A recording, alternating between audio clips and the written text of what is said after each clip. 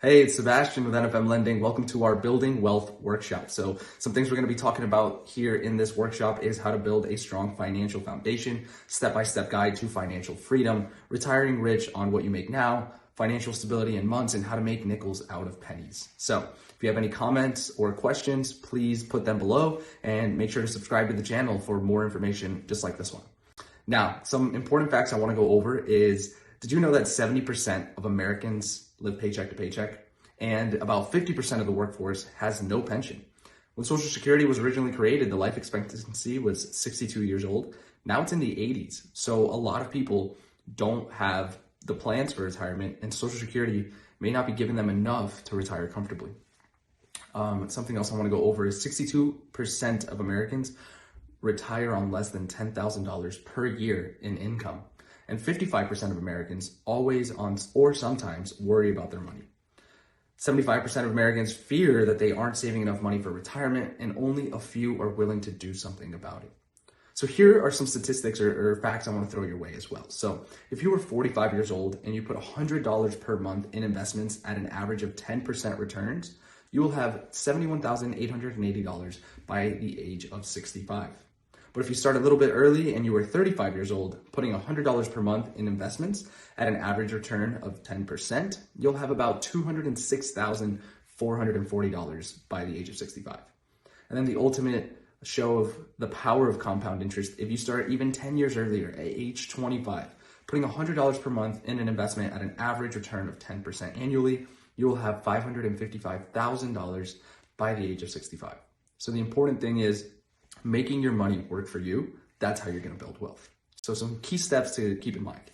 You need to have a vision. You have to know your goals, and then a structure, how to achieve those goals.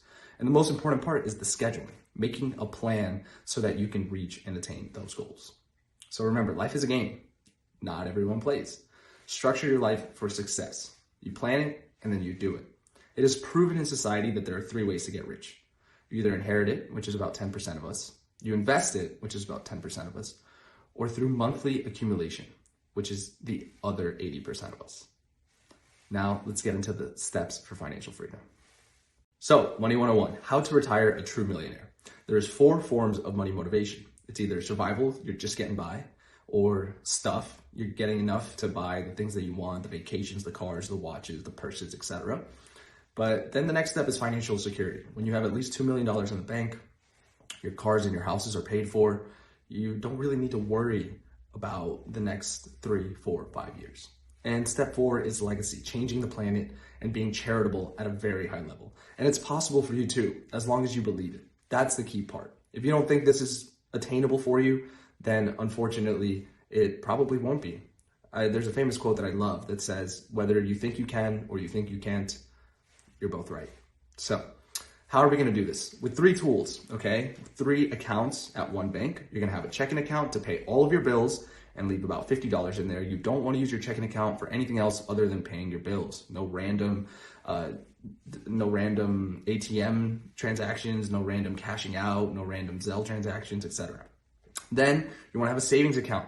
And this is where you're going to put your allowance. So every month you should give yourself an allowance. A good allowance to go by is if you make less than $250,000, you shouldn't be spending more than $200 a month on your allowance per spouse. If you make more than that, feel free to increase that to about $500 a month.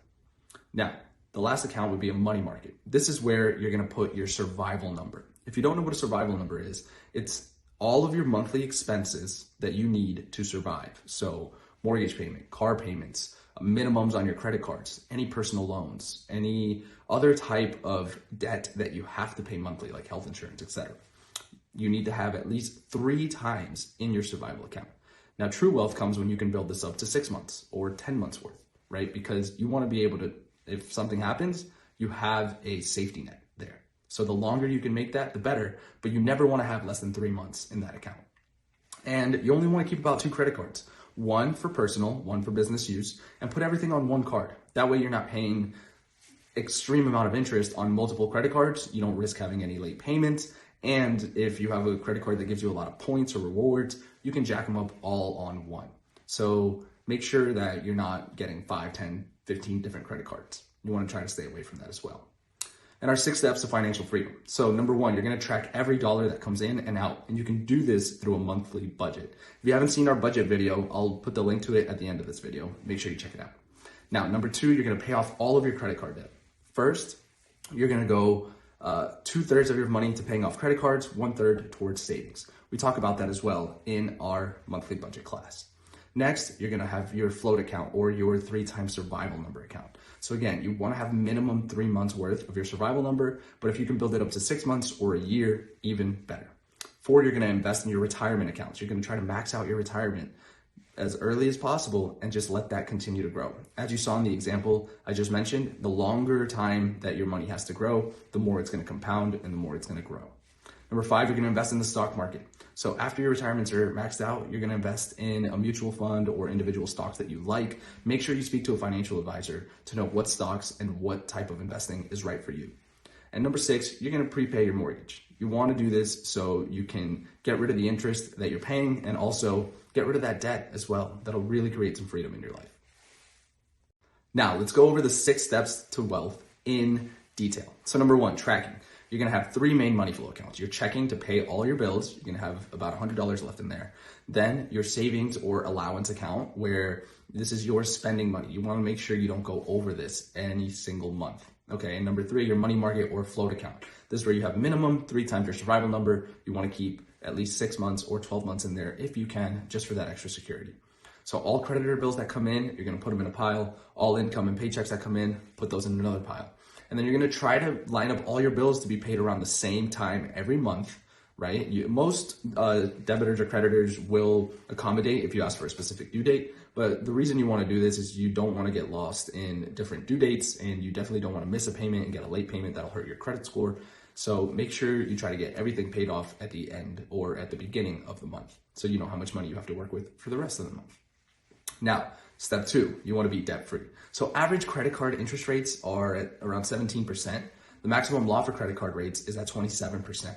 So invest in paying off your credit cards, because you are rarely gonna find a stock that's gonna pay you back 27% annually, right? So you're actually losing 27% every single year if you're keeping a balance on those credit cards, or actually every single month probably. So make sure you're paying those off.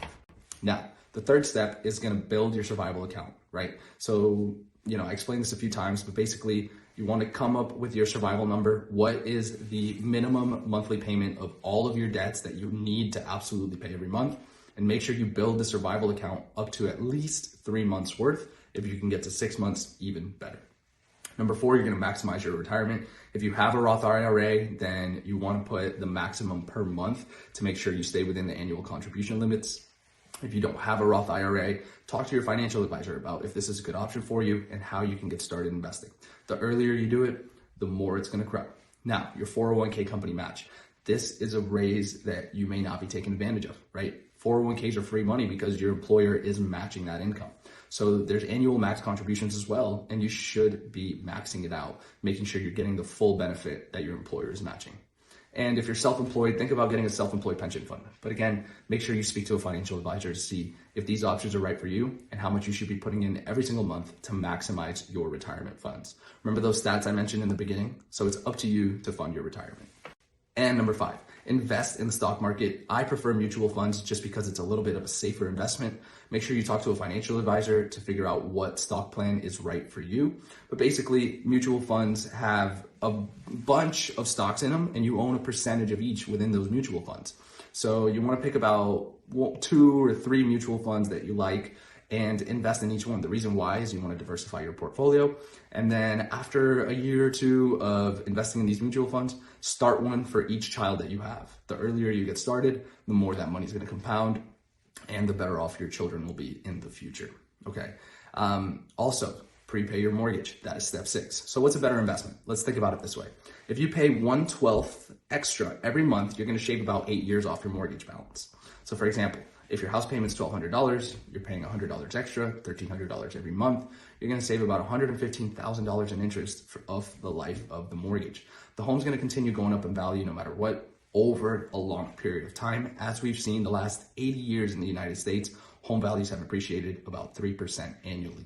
So let's put it this way. On the right-hand side, I have put 2 different scenarios. If you buy a house with a $200,000 price, you put $40,000 down, you have a $160,000 mortgage. Let's assume 5% appreciation. After 1 year, that's 10% growth. That's a 25% return on investment of your initial investment. But if you buy that house in cash and completely pay it off, even at the same appreciation after that $10,000 profit comes in, you invested $200,000. So that ROI is only 5%. Remember, use other people's money to work in your favor. That ROI is going to be much higher the less money you put down and the longer time you allow those funds to grow, that asset to grow.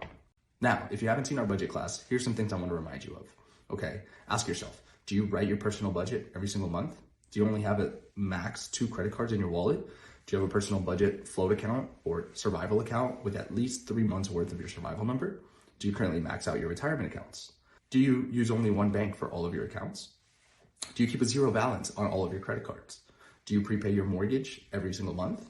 Do you make over $1 million in taxable income last year? Do you have $2 million in cash currently in the bank? Or do you pay your bills only once a month? These are things you need to ask yourself to understand if you are truly on the path to wealth or not.